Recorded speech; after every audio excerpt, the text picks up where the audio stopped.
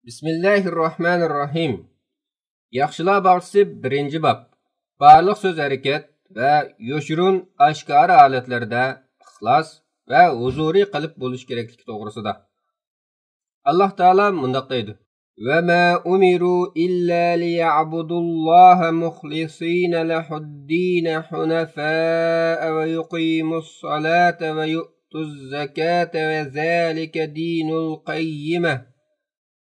Ular faqat ibodatni Allohga xolis qilgan, haq dinga e'tiqod qilgan holda yolg'iz Allohga ibodat qilishga buyurildi. Namozni ado qilishga, zakotni berishga buyurildi. Ya'ni shular, ibodat, ixlos, namoz, zakotlar to'g'ri dindir. Qur'on Karim Sura Bayyina 5-oyat. Alloh taolo mundaq deydi: لن ينال الله لحومها ولا دماؤها ولكن يناله التقوى منكم. Allahqa ularning go'shtlari va qonlari yetib bormaydi. Allohga yetadigan faqat sizlarning taqvodorliginglardir. Qur'on Karim Sura Haj 37-oyatning bir qismi. Alloh taolo yana mundaq deydi: Qul in tukhfu ma fi sudurikum aw tubduhu ya'lamuhulloh. Aytqinki, dilinglardikini mayli yushiringlar, mayli oshkorlanglar, Alloh uni bilib turadi. Qur'on Karim Sura Ali Imron 29-oyatning bir qismi. Birinchi hadis.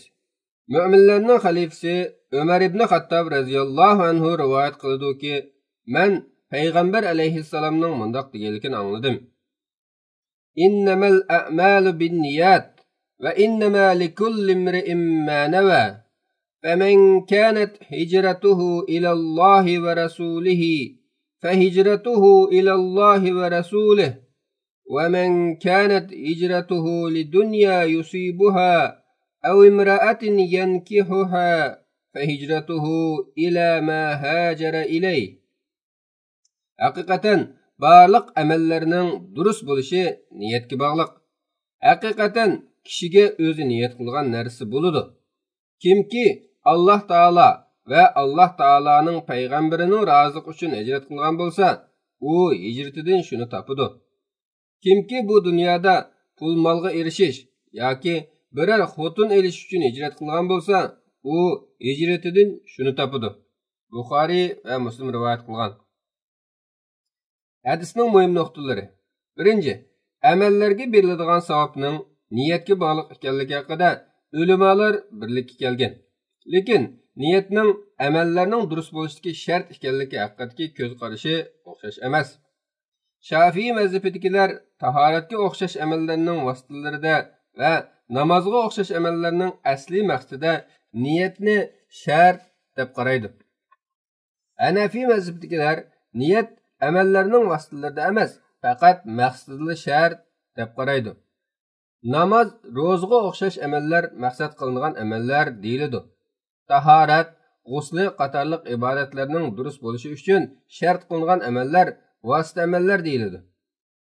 Ikkinchi, niyat ko'ngilga pukish bilan bo'ladi, og'izda deyish shart qilinmaydi. Uchinchi, amallarda Alloh taolaning roziligini tilashdak ixlos amallarning qabul bo'lishining shartlaridan biri. Alloh taolo o'zining roziligi uchun qilingan xolis amaldan boshqani qabul qilmaydi. Ikkinchi hadis. Mu'minlarning onasi Oysha radhiyallohu anha rivoyat qilib mundaq deydi: Payg'ambar alayhissalom mundaq degan: Yaghzu jayshun al-Ka'bata fa iza kanu bi bayda'a min al-arzi yuxsafu bi avvalihim ve ahirihim. Bir qo'shin Ka'baga hujum qilish uchun chiqib, bir dalaga kelganda, qo'shinning hammasini zamin yutib o'tadi, dedi. Men, ey Rasululloh, qandoqlarcha ularning bosh oxiri bo'lib, hammani yer yutib o'tadi? Albuki, ularning ichida, ularning qatorida bo'lmagan kishilarmi, jangga qatnashmaydigan bozorchilarmi bor tursa, deb so'rag'animda, Payg'ambar alayhissalom mundaq degan: Yuxsafu bi awwalihim va axirihim, summa yub'asuna ala niyatihim. yer ularni boshdan oxir yutib o'tadi. Keyin ular niyatlariga yarasha tirildiriladi, dedi. Buxoriy va Muslim rivoyat qilgan. Hadisning muhim nuqtalari: insonga niyat qilgan yaxshilik va yomonligiga yarasha muomala qilinadiganligi, zolim, buzuq odamlar bilan birga bo'lishdan ogohlantirilganligi. Ikkinchi, yaxshilar bilan birga yurishga tavsiya qilinadiganligi. Uchinchi, payg'ambar alayhissalomning texi yuz bermagan ishlardan oldin xabar berishi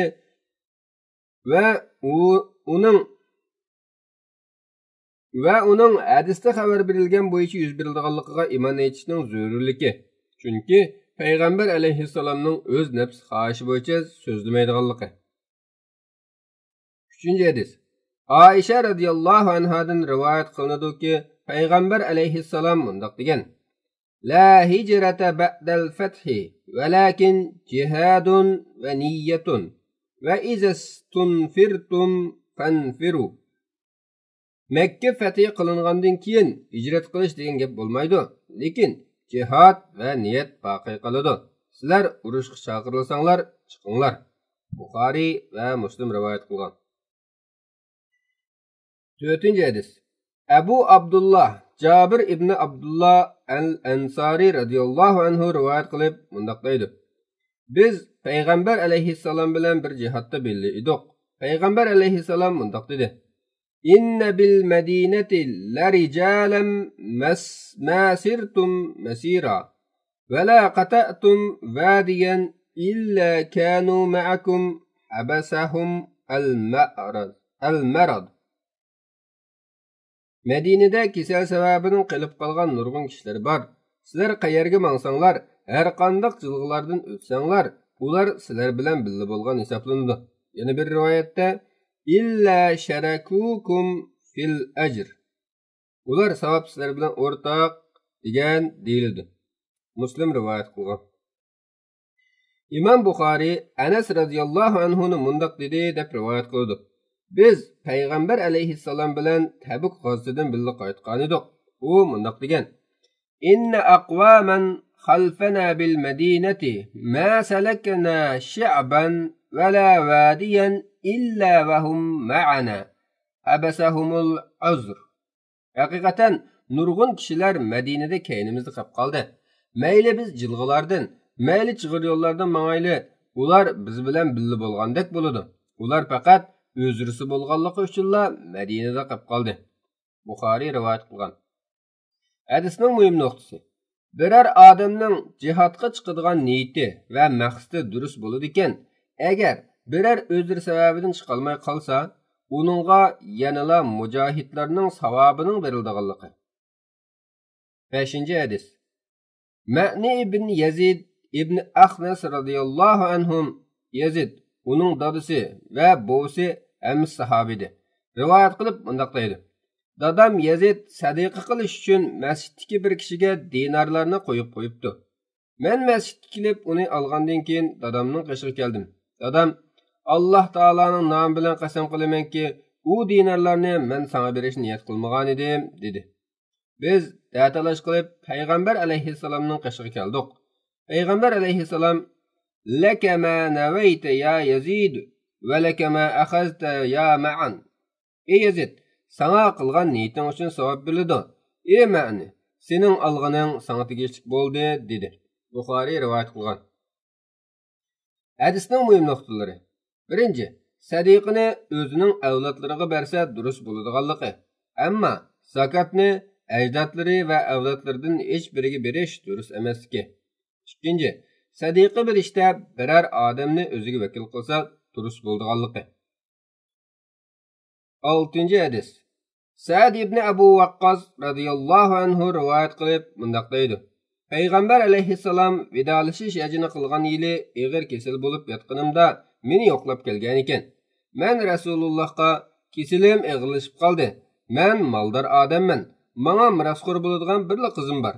Melimning 3dan 2sini sadiq qilaymi desam, Rasululloh la, yo'q dedi.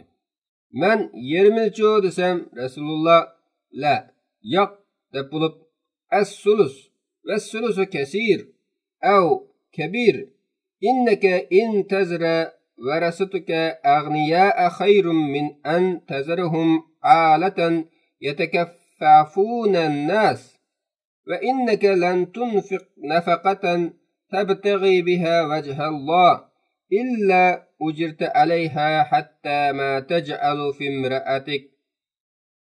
Üçten birini qilsang bo'ladi. Bu ko'plik qiladi. Varislaringni kishilardan tilaydigan gaday yolda qoldirganingdan ko'ra, boy yolda qoldirganing yaxshi. Alloh taolaning roziqini izlab xayr ihson qilsang, savob topsan. Hatto ayolingning og'ziga solgan luqma uchunmi savob topsan, dedi. Men, ey Alloh taolaning payg'ambari, men kasal sababi bilan birodarlarimning orqasida qilib qolamanmi, dedim. Payg'ambar alayhissalom إنك لن تخلف فتعمل عملا تبتغي به وجه الله إلا ازددت به درجة ورفعة ولعلك أن تخلف حتى ينتفع بك أقوام ويدر بك آخرون. Sen kaynada qalğan bolmaysan. Allah Taala'nın razıq üçün qaysı bir işni qılmağın Allah Taala'nın dərgahidəki əcrin üstün bolayveridi. Senin bu yerdə qilib qilishing bilan ba'zi kishilar manfaatdor bo'lishi mumkin, ba'zi kishilar ziyonkor bo'lishi mumkin, dedi. Va Allohumma amzil li ashabi hijratahum va la tarudduhum ala aqabihim. Ey Allah, sahabilarimning hijratini uzib qo'ymagan, ularni orqaga chekindirmagan deb duo qildi. Hadisni rivoyat qiluvchi mundaq deydi. Lekin Rasululloh ichini og'ritgan bechora Sa'd ibn Xavla Makkaga o'lib ketgan edi. Sa'd ibn Xavla musulmon bo'lgandan keyin Madinaga hijrat qilmay Makkaga qolib qolgan edi. Uning bechoraligi mushu edi. Buxoriy va Muslim rivoyat qilgan. Hadisning muhim nuqtalari: birinchi, kasal kishining davolanishi yoki solih bandaning o'ziga duo qilib qo'yishini umid qilish yüzüden to'g'ri niyat bilan kesilini tilga ilishining to'g'ri ekanligi. Ikkinchi, halol yo'l bilan pul mol yig'ishning muboh ekanligi. Agar maldor odam mol mulkining haqqini to'liq ado qilsa, uning mol egasiga vabollik elib kelguchi xazina bo'lib qolmaydiganligi. Uchinchi, biror odamning ig'ir kasallik holatida qildigan sadiqasining mol mulkining 3dan 1dan eshib ketmasligi, varislarning roziqini olmay turib mal mülkning 3dan 1dan ortiqini sadiqa qilsa durust bo'lmaydiganligi. 4-chi, insonga o'zining niyat qilgan narsasi bo'ldiganligi. Agar Alloh taolaning roziqini tilashi uchun xotin bola chaqalarni boqqan bo'lsa, buning uchunmi u kishiga savob beriladiganligi. 7-chi hadis. Abu Hurayra Abdurrahman ibn Saxri radhiyallohu anhu rivoyat qilib mundaq deydi. Payg'ambar alayhissalom mundaq degan: إن الله لا ينظر إلى أجسامكم ولا إلى صوركم ولكن ينظر إلى قلوبكم وأعمالكم. Şübhəsiz ki, Allah Taala sizlərinin turqunlarga və taşqi görünüşünlərə emas, bəlkə sizlərinin qalbinlərə və əməllərinlərə qaraydı. Müslim rivayet qılğan. Hadisning mühim nöqtələri: birinci, əməllərə beriladigan savab, ko'ngilga pukilgan ixlos ve niyetinin durust buluşuğa bağlıq ekanligi. İkinci, qalbni Allah Taala yaman ko'radigan barliq ayıp nuqsanlardan paklash, niyetni to'g'rilashga ahamiyat berishning zarurligi. Üçüncü, beden a'zolarining amallarni tuzashdan ilgari niyetni to'g'rilashning muhimligi. Chunki amallarni tuzguchi qalb ekanligi. 8-ci hadis. Abu Musa radhiyallohu anhu rivoyat qilib mundaq deydi. Payg'ambar alayhissalomdan o'zining nochiligini ko'rsatish uchun yoki guruhvozlik uchun va yoki o'zini ko'z qilish uchun jang qildiganlar bor. Bularning qaysisi Alloh taolo yo'lida jang qilgan bo'ladi deb so'ralganda, payg'ambar alayhissalom: "Man qatala litakuna kalimatullohi hiyal ulya fa huwa fi sabilillah." Kimki Alloh taoloning tavhid kalimasining ustun bo'lishi uchun jang qiladi ekan, ana shu Alloh taolo yo'lida jang qilgan bo'ladi, dedi. Buxoriy va Muslim rivoyat qilgan. Hadisning muhim nuqtasi: Alloh taolo bandining amallariga uning niyatiga qarab savob beradi. Oyat va hadislarda kelgan mujohidlarning fazli savobi faqat Alloh taoloning tavhid kalimasining ustun bo'lishi uchun kurash qilganlarga xos qilingan. Lekin bu urushda o'ltirilgan odamga yuvmay, kepellimay, namozini tushirmay dafn qilingan shahid qatorida muomala qilishni chetga qoqmaydi. Uning niyati va maqsadining qandoqligidan Alloh taolo o'zi hisob oladi. 9-hadis. Abu Bakr radhiyallohu anhu rivoyat qilib mundoq deydi. Payg'ambar sallallohu alayhi vasallam mundoq degan: "Izal taqal muslimani bi sayfayhima fal qatilu wal maqtulu fin-nar." Agar ikki musulmon bir-biriga tiq ko'tirsa, o'ltirgichi va o'ltirilgichimi do'zaxda. Men ira Alloh taolaning payg'ambari o'ltirgichi shundoq bo'lsin. O'lgichi nimishqa do'zaxda bo'ladi dedim. Payg'ambar alayhisalom: "Innahu kana harisan ala qatli sohibihi." Chunki o'ltirilgichimi o'zining hamrohini o'ltirishga o'yda bo'lganlik uchun dedi. Buxoriy va Muslim rivoyat qilgan. Hadisning muhim nuqtalari. 1. Biror gunohlik ish qilishni ko'ngliga tutgan va shu ishning tayyorligini qilib bel bog'lagan odamga mayli u ishni qilsin yoki qilmasin, Alloh taolo uni afv qilmasa, jazoga loyiq bo'lganligi. Ammo xiyoliga biror yomonlik kelgan bo'lib, uningga hech qanday tayyorlik qilmagan, faqat xiyol fikr ustida qolgan bo'lsa, buning uchun u odamga hech qanday gunoh yozilmaydiganligi. 2. Musulmonlarni o'zaro urushdan saqlanishga ogohlantirish. Chunki bu musulmonlarning kuchini ozlashtirishga, Alloh taolaning ularga bu tufayli g'azab qilishiga elib boradiganligi. 10. Abu Hurayra radhiyallohu anhu rivoyat qilib mundoq deydi. Payg'ambar alayhisalom mundoq degan: "Salatur rajuli fi jama'atin tazidu ala salatihi fi suqihi va baytihi bid'an wa 20 daraja. وذلك أن أحدهم إذا توضأ فأحسن الوضوء ثم أتى المسجد لا يريد إلا الصلاة لا ينهزه إلا الصلاة لم يخطو خطوة إلا رفع له بها درجة وحط عنه بها خطيئة حتى يدخل المسجد فإذا دخل المسجد كان في الصلاة ما كانت الصلاة هي التي تحبسه والملائكة يصلون على أحدكم ما دام في مجلسه الذي صلى فيه يقولون اللهم ارحمه اللهم اغفر له اللهم تب عليه ما لم يؤذي فيه ما لم يحدث فيه." Bir kişinin jamoat bilan o'qigan namozi uning uyida yoki bozorda o'qigan namozidan 20 necha assa ortiq turadi. Bu shuning uchunki biror odam tahoratni kamil elib, namozni ko'ngliga pukib masjidga kelsa va namoz uchun o'rnidan qo'zg'alsa, toki masjidga kirguncha bo'lgan orliqdagi har bir bosgan qadami uchun martabasi bir daraja ko'tariladi. Har qadami uchun bir xatolik o'chiriladi. Masjidga kirib namozni kutib o'ltirsa, uningga namozning ichida turganning savobi bo'ladi.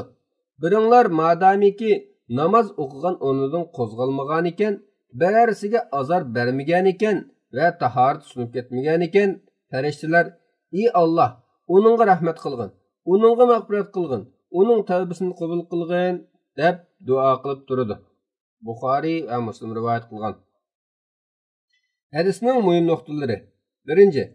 Bozordagi varangchining tufayli huzuri qalb va Alloh taolaning qo'rqish holatida namoz o'qish ta'sir bo'lganligi uchun bozorda namoz o'qish makruh bo'lsa-mu, ammo durust bo'lganligi. 2. Ba'zi hadislarda ochiq aytilgandek, jamoat bilan o'qigan namoz yolg'iz o'qigan namozdan 25 yoki 26 yoki 27 assa ortiq turadiganligi. 3. Bu savobning qo'lga kelishi odamning namozdagi ixlosiga bog'liq ekanligi. 4. Hadisda tilga olingan farishtalarning namoz o'quvchi qilgan duosidan ma'lumki, namoz boshqa yaxshi amallardan afzal ekanligi. 5. Alloh taolo Qur'on Karimda aytgandek: "Allazina yahmilunal arsha va man hawlahu yusabbihuna bihamdi rabbihim ويؤمنون به ويستغفرون للذين آمنوا Erishni ko'tarib turgan va erishning cho'risidagi farishtalar Parvardigoriga tasbih aytidi, hamda aytidi, uningga iymon aytidi, mu'minlarga mag'firat tilaydi. Qur'on Karim Sura G'ofir 7-oyat. Farishtalarning vazifalaridan biri mu'minlarga duo qilish ekanligi, namoz o'qigan odamning tahorati sunib ketmagan va masjidda birarsiga azor bermaganlar bo'ladi ekan, yuqorqi savobga erisha oladiganligi. 11-hadis. Abdullah ibn Abbas radhiyallohu anhu rivoyat qilib mundaq deydi. Payg'ambar alayhissalom Alloh taolaning mundaq deganligini aytgan. Innalloha katabal hasanati was sayyiati summa bayyana zalik. Faman hamma bi hasanatin falam ya'malha katabaha Allahu indahu tabaraka wa ta'ala indahu hasanatan kamilatan. Wa in hamma biha فعملها كتبها الله 10 حسنات إلى 700 ضعف إلى أضعاف كثيرة وإن هم بسيئة فلم يعملها كتبها الله عنده حسنة كاملة وإن هم بها فعملها كتبها الله سيئة واحدة. Ulug' Allah Taala yaxshilik bilan yomonlikni ilmiy azalida taqdir qilib yozdi. Ondan ularni tafsili bayon qildi. Kimki biror yaxshilikni ko'ngliga keltirib uni qila olmasa, Alloh taolo uningga to'liq bir yaxshilikning savobini yozadi. Agar u yaxshilikni ko'ngliga keltirsa va qilsa, Alloh taolo uningga 10 yaxshilikning savobidan 700 yaxshilikning savobigacha yoki uningdan ziyoda savob yozadi. Kimki biror yomonlikni ko'ngliga keltirib uni qilmasa, Alloh taolo uningga to'liq bir yaxshilikning savobini yozadi. Agar uni ko'ngliga keltirsa va qilsa, Alloh taolo uningga bir yomonlikning gunohini yozadi. Buxoriy va Muslim rivoyat qilgan. Hadisning muhim nuqtalari. 1. Kimki bir yaxshilikni niyat qilib uni qilmagan taqdirdimi, Alloh taolo uningga to'liq bir yaxshilikni qilganning savobini yozdiganligi. Chunki yaxshilikni niyat qilib bel bog'lash uni qilishga ilib boradiganligi. Yaxshilik qilishning sababimi yaxshilik hisoblanadiganligi. 2. Kimki biror yomonlikni niyat qilib, keyin boshqa sabab tufaylidan emas, Alloh taolaning qo'rqish yuzidan uni qilishdan yansa, Alloh taolo uningga to'liq bir yaxshilik qilganning savobini yozdiganligi. Chunki yomonlikni yenishning o'zi yaxshilik bo'lib, savobga loyiq ekanligi. Agar nimishqa yomonlikni niyat qilganiga gunoh yozilmaydi deyilsa, yomonlikdan yenish niyatdan keyin bo'lib, niyatni bekor qilib o'tadi. Bu Alloh taolaning uni so'ziga o'xshashdir. Innal hasanati yuzhibnas sayyiat. Shubhisizki, yaxshi ishlar orqali yomon ishlar yuyiladi. Qur'on Karim Sura Hud 114-oyat. 12-hadis. Abdullah ibn Umar radhiyallohu anhu rivoyat qilib mundaq deydi. Men payg'ambar alayhissalomning mundaq deganligini anglagan edim. In talaqa salasatu nafarin mimman kana qablakum hatta awahumul mubitu ila gharin fadakhaluhu fanhadarat sakhratun minal jabali fasaddat alayhimul ghara faqalu innahu la yunjikum من الصخرة إلا أن تدعوا الله تعالى بصالح أعمالكم. قال رجل منهم اللهم كان لي أبوان شيخان كبيران وكنت لا أغبق قبلهما أهلا ولا مالا فنأي بي طلب الشجر يوما فلم أرح عليهما حتى ناما فحلبت لهما غبوقهما فوجدتهما نائمين فكرهت أن أوقظهما وأن أغبق قبلهما أهلا أو مالا فلبست والقده على يدي أنتظر استيقظاهما حتى برق الفجر والسيبة يتداعون عند قدمي فاستيقظا فشربا غبوقهما. اللهم إن كنت فعلت ذلك ابتغاء وجهك ففرج عنا ما نحن فيه من هذه الصخرة. فانفرجت شيئا لا يستطيعون الخروج منه. قال الآخر: اللهم إنه كانت لي ابنة عمي كانت أحب الناس إلي. وفي رواية: كنت أحبها كأشد ما يحب الرجال النساء، فأردتها على نفسها فامتنعت مني حتى ألمت بها سنة من السنتين، فجاءتني فأعطيتها 20 و100 دينار على أن تخلي بيني وبين نفسها، ففعلت حتى إذا قدرت عليها. وفي رواية: فلما قعدت بين رجليها قالت: اتق الله ولا تفد الخاتم إلا بحقه. فانصرفت عنها وهي أحب الناس إلي، وتركت الذهب الذي أعطيتها. اللهم إن كنت فعلت ذلك ابتغاء وجهك فافرج عنا ما نحن فيه. فانفرجت الصخرة غير أنهم لا يستطيعون الخروج منها. وقال الثالث: اللهم إني استأجرت أجراء وأعطيتهم أجرهم غير رجل واحد ترك الذي له، وذهبت فسمرت أجره حتى كسرت منه الأموال. فجاءني بعد حين فقال: يا عبد الله أدي إلي أجري. فقلت: كل ما ترى من أجرك من الإبل والبقر والغنم والرقيق. فقال: يا عبد الله لا تستهزي بي. فقلت: لا أستهزئ بك. فأخذه كله فاستاقه فلم يترك منه شيئا. اللهم إن كنت فعلت ذلك ابتغاء وجهك فافرج عنا ما نحن فيه. فانفرجت الصخرة فخرجوا يمشون. Sizlerden ilgari o'tganlardan 3 kishi manga kechkirib qilib bir g'orning ichiga kirib oladi. Bu chog'da bir Qur'on tosh yuqoridan dumilab tushib, g'orning og'zini to'sib oladi. Shuning bilan ular bu toshdan qutulish uchun o'zaro hayotimizda ishlagan eng afzal amalimizni tilga olib, Alloh taologa sig'inayli deyishidi. Ularning biri: "Ey Alloh, mening yashinib qolgan ota-onam bor edi. Men hamisha oldi bilan ota-onamni g'izolantirib, ondan ahli ayolim va xizmatchilarimni g'izolantiratdim.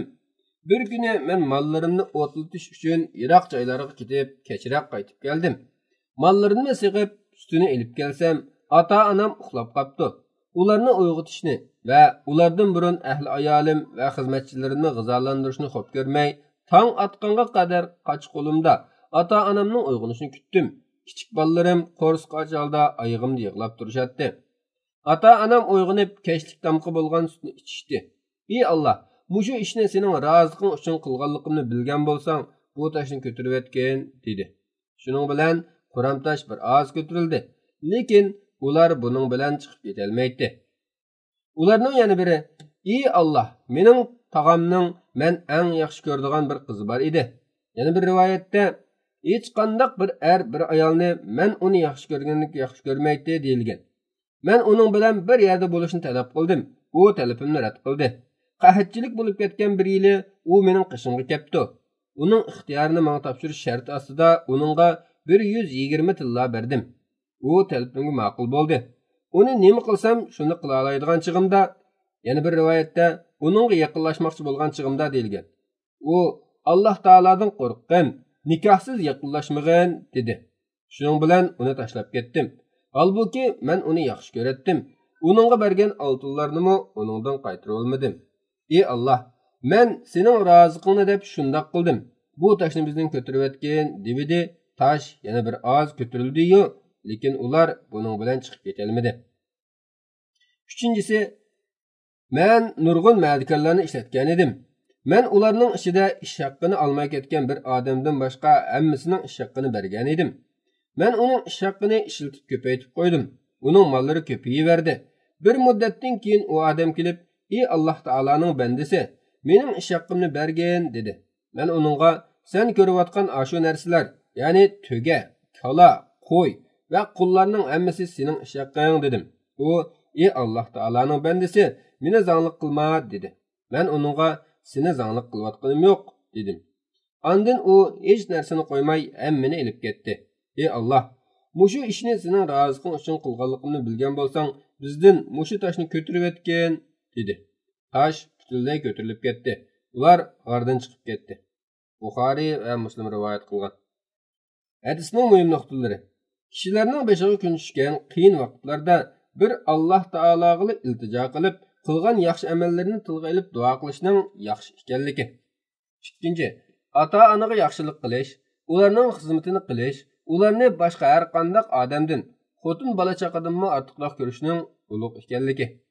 Uchinchi, Alloh taolo cheklagan harom ishlardan saqlanib, iffetlik bo'lish, bo'libmi uning qodir bo'lib turuqliq, Alloh taoloning roziqini tilashdak xolis niyat bilan haromni tark etishga rag'batlantirilganligi. To'rtinchi, va'daga vafo qilish, omonatni egasiga topshirish, kishilar orasidagi o'zaro muomalada keng qo'rsoq, apuchan bo'lishning esil fazilat ekanligi.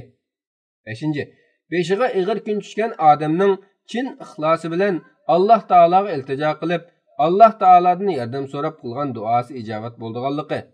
Ilgari yaxshi amallarni qilgan kishilarning bo'lsa, texmi shundoq bo'lganligi. Oltinchi, Alloh taoloning yaxshi amallarni qilgan kishining ajrini bekor qilib etmaydiganligi.